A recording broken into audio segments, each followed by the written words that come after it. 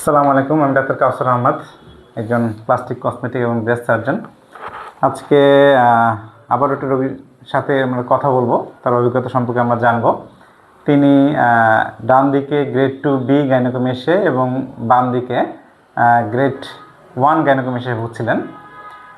আমরা 7 দিন আগে তার ল্যাপোসাকশন এবং সাবকুটানিয়াস মাস্টারেক্টমি সম্পন্ন করি, অর্থাৎ যেটা আধুনিক পদ্ধতিতে আমরা ফুটো করে যে অপারেশনটা করি সেটাই আর কি।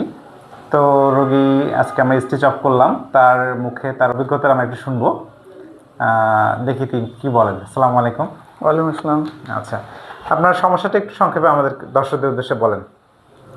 আমার সমস্যা হচ্ছে যে এটা হচ্ছে যে বড় একটা সমস্যা, সামাজিক সমস্যা ছিল আমার।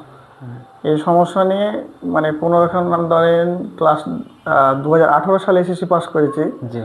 তখন থেকে পরিবারের অনটনে মানে বাইরে যাওয়ার চিন্তা ভাবনা করেছি সংসারকে হ্যান্ডেল করার জন্য। আমার এই হচ্ছে যে সমস্যার জন্য কখনো কর্মসংস্থান আমি কখনো পার দিতে পারি নাই। আর এটার কারণে আপনি সবসময় একটু মানে লজ্জা বোধ করতেন, লজ্জা যে গোসল করবো, কারোর সাথে জামা খুলবো, জি জি, কারণ ছেলে মানুষে জন্মগ্রহণ করেছি, ওভাবে তো আর ঘরের ভিতর থাকা যাবে না। আচ্ছা, খোলামেলা পরিবেশে থাকতে হবে। আপনি তো আমাদের ব্যাপারটা আপনি কিভাবে জানলেন যে আমরা এই অপারেশনটা করছি? ব্যাপার হচ্ছে যে এটা অনেক দিন থেকে আমি সিরিয়াস, যেটা সার্জারি করতে হবে। তো এর আগে অনেক জায়গায় আমি খোঁজ নিয়েছি, তো অর্থনৈতিকভাবে বা ফিনিশিংভাবে সেভাবে সম্ভব হয়নি ওগুলো জায়গায়। আর ওনারাও সার্জারি করার নিয়মটা ছিল ভিন্ন। আচ্ছা, এই জন্য আমার মনের সাথে অ্যাডজাস্ট হতে পারিনি। দেন হচ্ছে একদিন হুট করে ফেসবুকে আমি দেখলাম আপনাদের পেজটা দিয়ে, তো নাম্বার সাথে রাকিব ভাইয়ের সাথে যোগাযোগ করে এই 3-4 দিনের ভিতরে রাকিব ভাইয়ের সাথে যোগাযোগ করে আমি হচ্ছে যে আপনার চেম্বারে আমি উপস্থিত হই। আচ্ছা, যাক আলহামদুলিল্লাহ। তো এখন কেমন লাগছে অপারেশনের পরে? এখন তো অনেক ফ্রি মাইন্ডে আছি, যাই ভাষা দিয়ে বলে বুঝতে পারবো না। ভালো লাগছে তাই না? জি আলহামদুলিল্লাহ, শুকরিয়া। তো এই যে অপারেশন নিয়ে আপনার বা অপারেশনের অভিজ্ঞতাটা আপনার কেমন? খুব ভয় বা অনেক মারাত্মক কোনো বিষয়, এই বিষয়টা আপনার কাছে কেমন লাগছে? আমি অ্যাকচুয়ালি সত্য কথা, অপারেশনের আগে অনেক ভয় পেয়েছিলাম। মানে প্রথমত হচ্ছে যে অজ্ঞান করবে বা কিভাবে মানুষ, এগুলো অনেক শুনেছিলাম যে অনেক নাকি সমস্যা হয়। আচ্ছা, তো এটা নিয়ে প্রথমত অনেক ভয়ে ছিলাম।